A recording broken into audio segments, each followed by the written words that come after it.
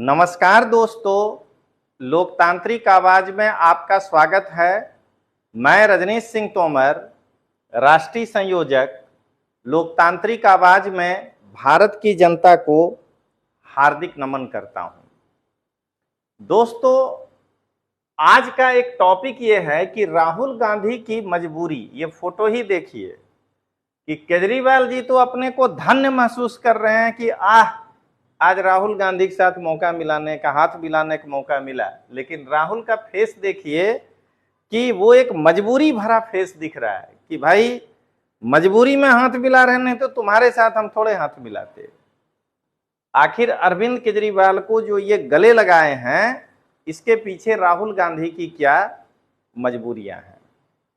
दोस्तों, मैं आगे आपको जो भी बताऊं उसके पहले मैं एक लाइन यही बता रहा हूं कि कांग्रेस ने 1967 से इसी तरह के अपने विरोधियों के साथ मजबूरी ही दिखाते रहा, जिसके कारण आज कांग्रेस यहां पहुंच गया है। आप देखिए कि अगर नीतीश कुमार भारतीय जनता पार्टी के सामने लड़ने का प्रयास कर रहा है तो भारतीय जनता पार्टी उतने मजबूती के साथ लड़ने के लिए खड़ा है, हाथ नहीं मिला रहा है।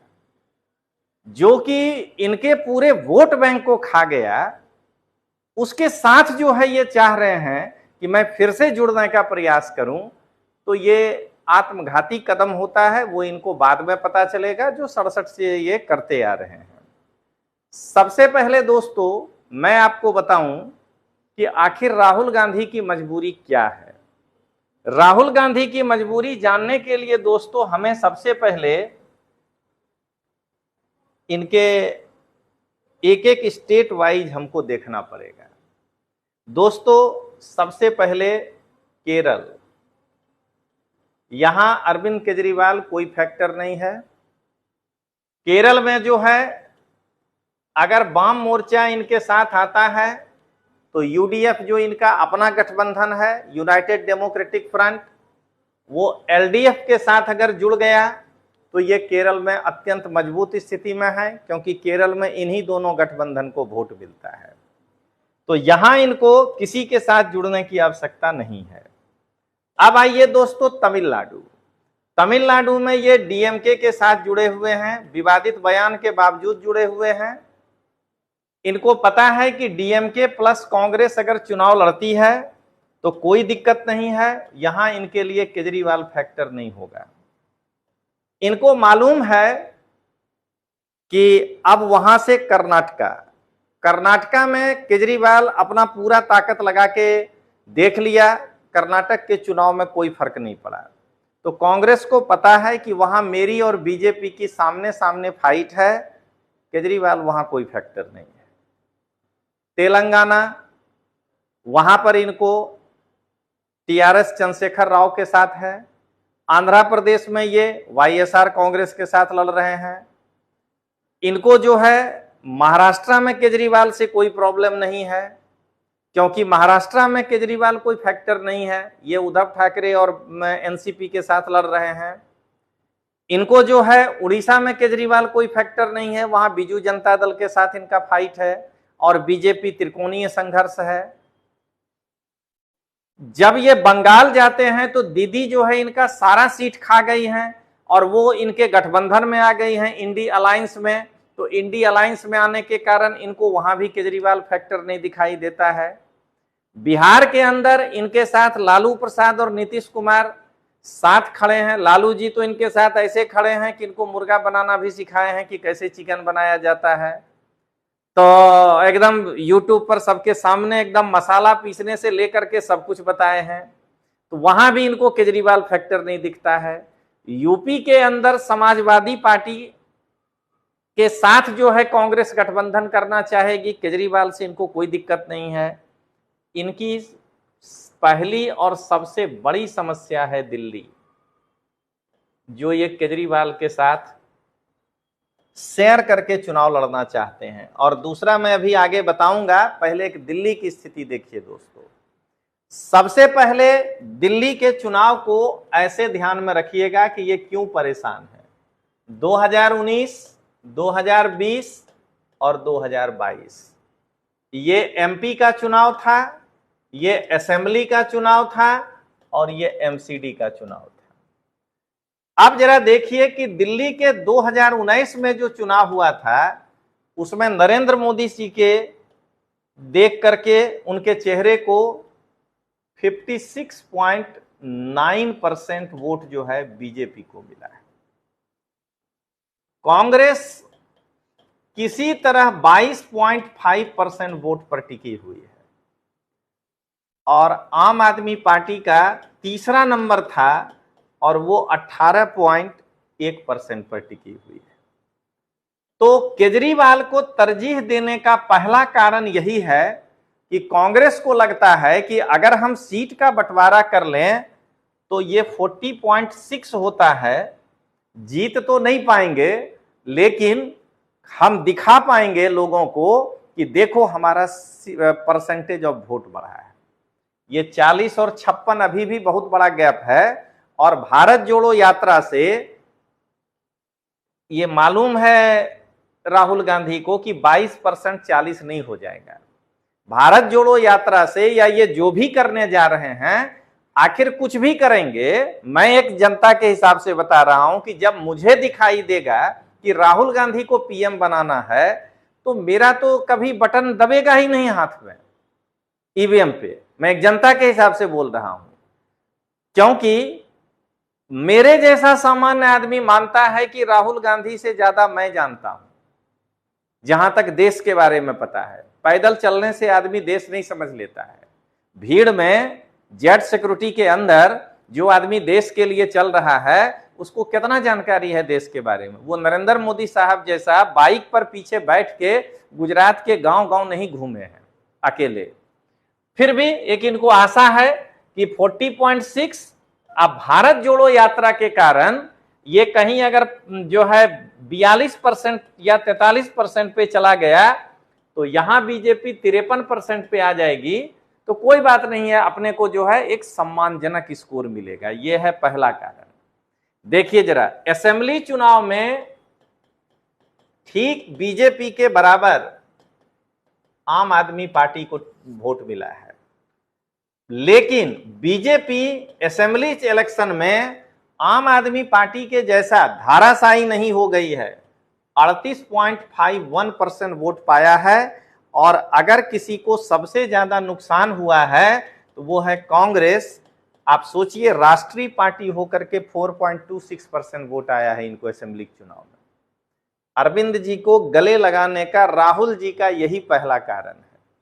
आप जरा देखिए अभी एमसीडी का चुनाव हुआ, ठीक है, आम आदमी पार्टी सरकार बनाई है लेकिन आम आदमी पार्टी का 42.05% वोट शेयर है तो BJP neck to neck fight दिया है, 39.05% वोट शेयर है और कांग्रेस पार्टी एकदम गिर गया, 11.68% वोट है। यही मैं बताना चाह रहा हूं कि कांग्रेस को समझना चाहिए बीजेपी पिछले विधानसभा चुनाव के तुलना में यहां पर जो है 0.75% वोट जो है वो गेन किया है और एमसीडी के चुनाव में बीजेपी 3% का वोट गेन किया है, केजरीवाल 15% किया है और ये जो कांग्रेस है ये 9% लूज किया है।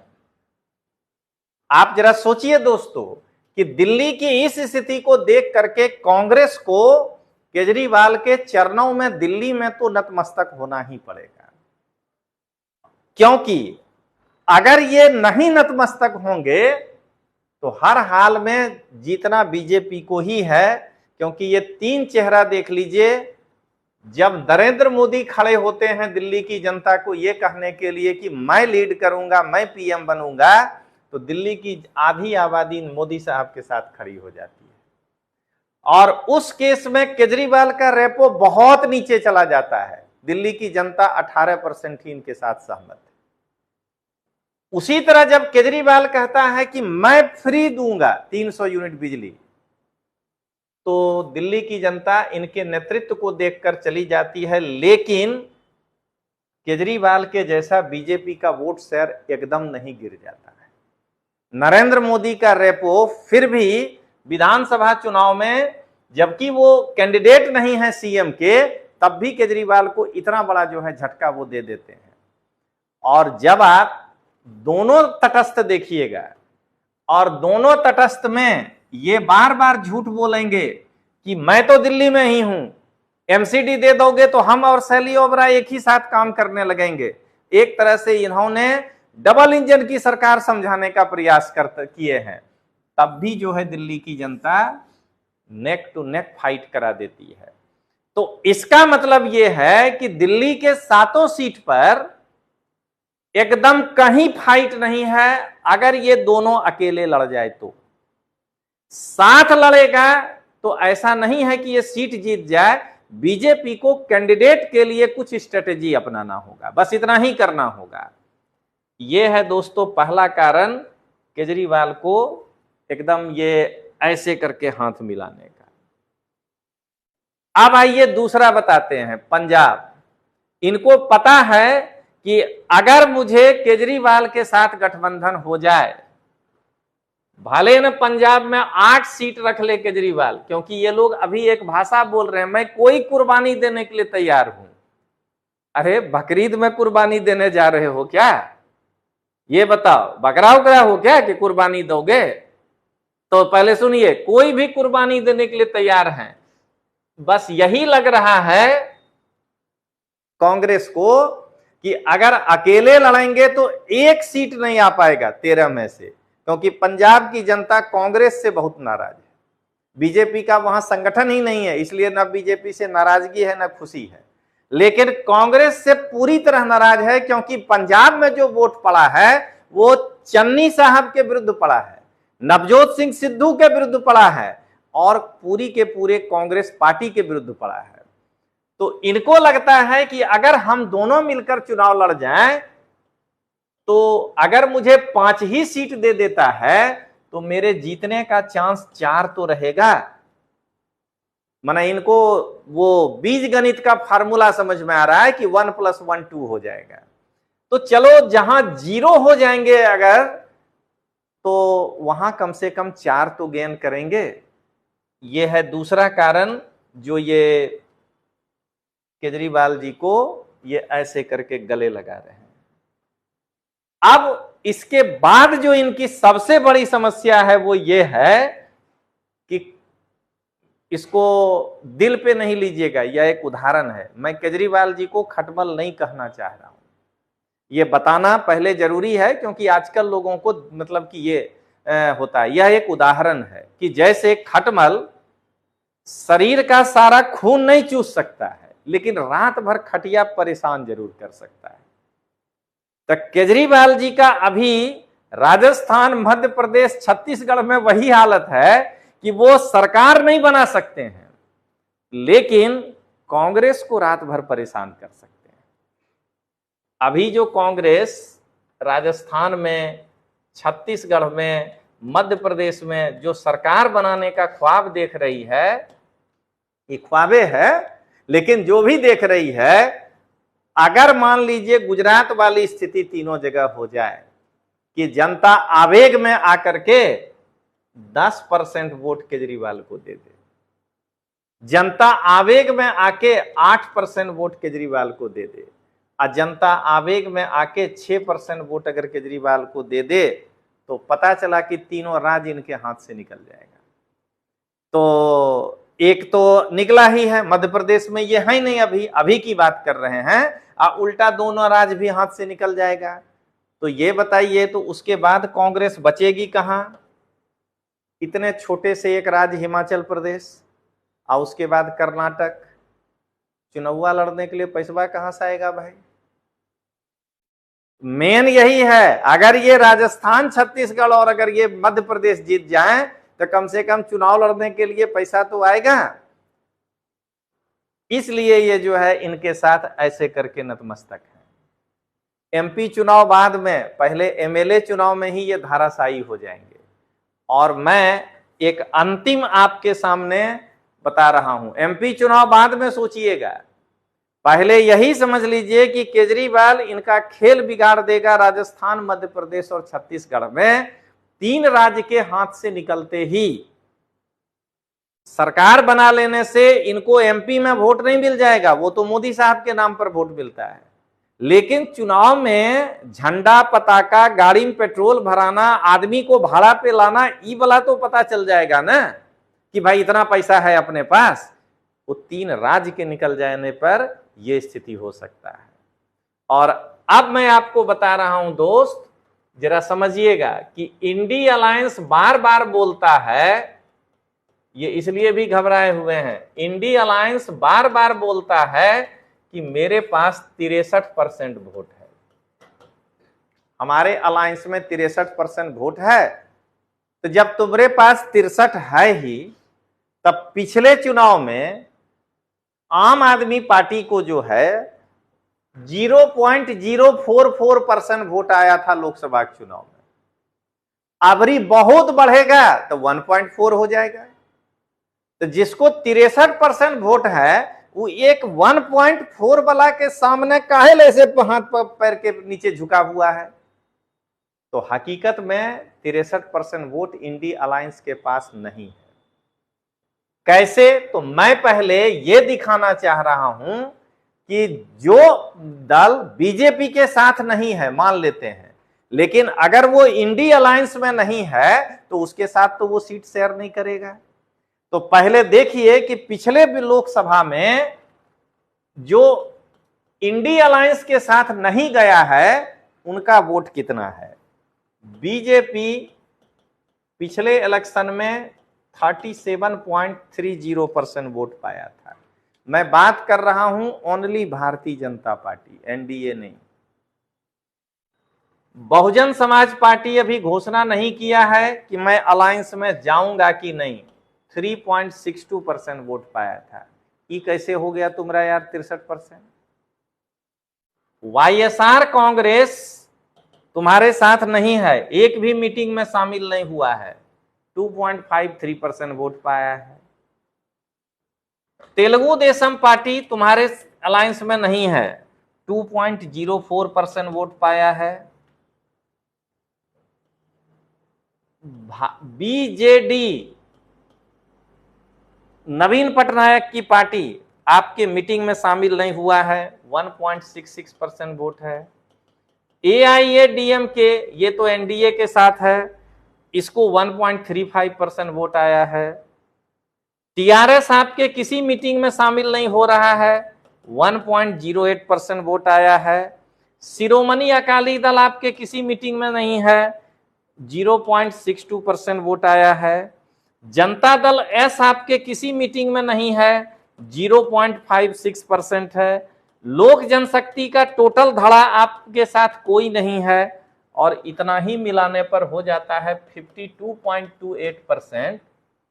तो इंडी अलायंस वाला बताए कि क्या अब इनके राज्य में कुछ नया गणित आ जाएगा क्या, कि परसेंटेज को 100 पे ना मान के 115 पे आप क्या परसेंटेज माना जाएगा। ये तो एक नया पाइथागोरस थ्योरम आ गया, ये राहुल थ्योरम है, या इंडी अलायंस के नेताओं के द्वारा दिया गया नया समीकरण है। अरे आपके मीटिंग में 52% वोट जा ही नहीं रहा है, आप इंडी अलायंस की बात कर रहे हो। आपके पास जो है, और अभी तो मैं कई छोड़ दिया हूं, मैं इसमें राजभर साहब की पार्टी का नाम नहीं लिया हूं, उनको भी 0.23 होगा, लेकिन होगा। तो अगर आप अंदाज लगाएंगे तो आपके मीटिंग में 58% वोट नहीं गया है। हाँ, मान लेते हैं कि वो एनडीए के साथ भी नहीं है उनमें से कई लोग, लेकिन आपके साथ नहीं है। आपके मीटिंग में जो लोग जा रहे हैं उसमें बड़े सुनिएगा, कांग्रेस इसलिए गला लगा रही है, पिछले लोकसभा चुनाव में अब तक का सबसे खराब प्रदर्शन करते हुए कांग्रेस पार्टी को 19.46% ही वोट आया था। बस यही एक कारण है जो ये केजरीवाल के साथ हाथ मिला रहे हैं। क्यों? क्योंकि इस 19.46% वोट में, शब्द पकड़िएगा दोस्तों, दिल्ली का 22.5% वोट है। देश के लेवल पर नहीं मैं बात कर रहा हूं, खाली दिल्ली का। तो देश के लेवल पर अगर निकाला जाए तो कम से कम ये 1.46 तो हो ही जाएगा। इनको पता है कि अगर मैं केजरीवाल के चरणों में नहीं जाऊंगा तो मैं 18% पे आ जाऊंगा अपना इंडिविजुअल। इंडी अलायंस के सरकार बनाने से क्या होगा? अगर कांग्रेस को 100 सीट नहीं आया तो उसको पूछेगा कौन? अगर कांग्रेस को 50 सीट आया, अब 32 सीट दीदी ला दी या 22 सीट दीदी ला दी या डीएमके 27 ला दिया, तो कहेगा राहुल बाबा हटो, अब हम बनेंगे पीएम। तो ये केजरीवाल के माध्यम से अपना ये 19.46 को बढ़ाना चाह रहे हैं। अब बताइएगा, क्या पंजाब को अगर पूरे देश के सामने गिन लिया जाए तो क्या 3% भी नहीं होगा? तो अगर केजरीवाल के साथ ये गठबंधन नहीं करके चुनाव लड़ते हैं तो इंडी अलायंस में कांग्रेस का शेयर होगा मात्र 15%। जितना वोट आएगा ना उसका 15 नहीं, जितना वोट आएगा, मान लीजिए इंडी अलायंस को 42 का वोट आया तो इनका परसेंटेज हो जाएगा 16-17। ये चाह रहे हैं कि इंडी अलायंस को जितना परसेंटेज वोट आए उसमें आधा से ज्यादा हमको अकेले आ जाए। जो अभी स्थिति है देखिए, टीएमसी 4.06, समाजवादी पार्टी 2.55, डीएमके 2.34, बड़ी बड़ी पार्टियों को जोड़ने पे 36% आ रहा है। तो 36 में ये कहेगा बार बार कि मैं 19.46 हूं। और इस बार कहीं अगर इनको श्री 108 केजरीवाल जी पंजाब में वोट बैंक परसेंटेज घटा दिए, दिल्ली में वोट परसेंट घटा दिए और राजस्थान, मध्य प्रदेश, छत्तीसगढ़ अगर सब जगह खड़ा कर दिए कैंडिडेट, तो इनका हालत खराब हो जाएगा। ये 15% वोट पर आ जाएंगे। इसलिए अभी इनके लिए दीदी से ज्यादा इंपॉर्टेंट है ये दादा केजरीवाल। समझ गए दोस्तों? समझिएगा कि ये है कि आज दीदी का क्या है, दीदी के चरणों में ये गिरे चाहे नहीं गिरे, बंगाल का जो परसेंटेज वोट है वो दीदी को ही जाना है। दीदी इनको बंगाल के 39 सीट में कोई 20 सीट नहीं दे देंगी, कहेंगे एक अधीर रंजन जीता है, एगो और ले लो बस। तो वहां इनका कोई बहुत वोट बैंक नहीं बढ़ने वाला है परसेंटेज। ये जो है अगर लालू यादव और नीतीश कुमार के साथ हैं तो बिहार के 40 सीटों में वो बंटवारा यही होगा कि भाई जनता दल यू 17 सीट पर लड़ेगा, लालू प्रसाद यादव 18-19 सीट पर लड़ेगा, 3 गो सीट कांग्रेस लो भाई। इनको बार्गेनिंग दिख रहा है समाजवादी पार्टी के साथ कि अगर यूपी में 80 सीट है तो वहां पर हम कह सकते हैं कि अखिलेश भैया 10 गो तो दे दो, 15 गो दे दो। अखिलेश भैया को खुद पता है कि 80 सीट के पर हमको भी कैंडिडेट नहीं मिलेगा। अब तो मुलायम सिंह भी नहीं है कि पारिवारिक आदमी का लड़ाई जिता देंगे, इसलिए अब तो इनको कैंडिडेट ढूंढना पड़ेगा ना। तो 80 कैंडिडेट अखिलेश यादव को ढूंढना टेढ़ी खीर है। इनको पता है कि यूपी में बार्गेनिंग हो सकता है अगर अलायंस बना तो। बंगाल में बार्गेनिंग का कोई स्कोपे नहीं है। तमिलनाडु में पिछली स्थिति पर ही जाना है, क्योंकि पिछले चुनाव में ये गठबंधन पे लड़े हैं। तो जो जितनी सीटों पर लड़े हैं और जितनी सीटें जो जीते हैं, तो कम से कम विनिंग सीट तो इनको जो है मिलना ही है। दोस्तों मैं इस पर एक डिटेल्स बना के आपको बताऊंगा, लेकिन आज इतना ही जानिए कि राहुल बाबा को ये भोला मत समझिएगा जो ऐसे करके मैंने इनको हाथ मिला रहे हैं कि भोला बाबा नहीं है चंदन लगा लेने से। ये बहुत ही चालाक व्यक्ति है। आप देखिए ना, पीछे जो खड़े हैं झारखंड के मुख्यमंत्री हैं, इनका कोई वैल्यू नहीं है। आज इनके पास कुछ नहीं बचा है अब दिल्ली में, मतलब ना कोई सेवा बचा, ना कुछ कर सकते हैं, और ना कोई पोर्टफोलियो है। उसको कितना गर्मजोशी से हाथ मिला रहे हैं।